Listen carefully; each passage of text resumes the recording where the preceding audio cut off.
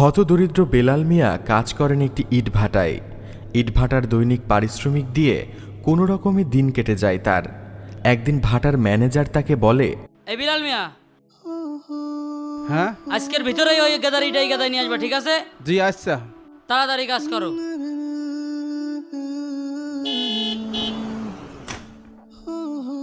গাড়ি নিয়ে আবার কি আসলো দেখি তো। স্যার আসেন। স্যার আসসালামু আলাইকুম। ওয়ালাইকুম সালাম। আসেন স্যার। আকিব, জি স্যার। ঢাকা শহরের মধ্যে সবথেকে বড় বিল্ডিং আমি করব। জি। প্রায় 50 লক্ষ টাকার ইট লাগবে। জি ইটটা অবশ্যই 1 নম্বর হওয়া চাই। স্যার, এটা নিয়ে আপনি কোনো চিন্তা করবেন না। এই যে ইটভাটাটা দেখতে পাচ্ছেন, এটা ঢাকা শহরের ভিতরে 1 নম্বর ইটভাটা।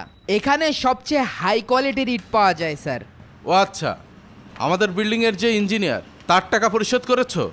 স্যার, রড, বালু, সিমেন্ট আর সাথে ইঞ্জিনিয়ারের পেমেন্ট মিলে 1 কোটি টাকা আসছে। আমি এটা ক্লিয়ার করে দিয়েছি স্যার।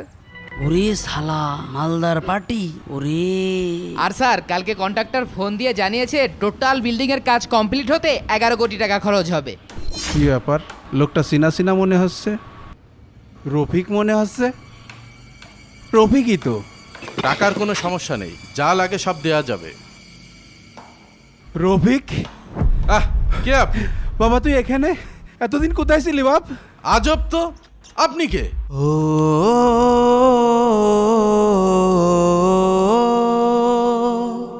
আপনাকে তো আমি চিনি না। মুরব্বি, আপনি আমাদের স্যারের সাথে বাবা, তুই এমন কোনে করছেন ছিলি কেন? বাবা? এই বিলাল চাচা, আচ্ছা, আচ্ছা, আচ্ছা। আরে বিলাল, এই ম্যানেজার, একটু দেখেন। এতদিন তুই খোঁজ খবর দিস ঝামেলা না, করছো ফোনও কেন? করিস না। তুমি কি পাগল হলে নাকি?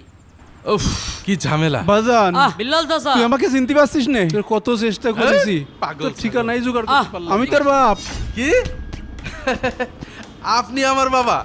চাচা, আপনার মাথায় কি সমস্যা আছে? সামান্য ইট ভাটায় কাজ করে আমাকে জড়িয়ে ধরে সন্তানের পরিচয় দিচ্ছেন? আমি তো আপনাকে চিনিই না, কোনোদিন দেখিও নি।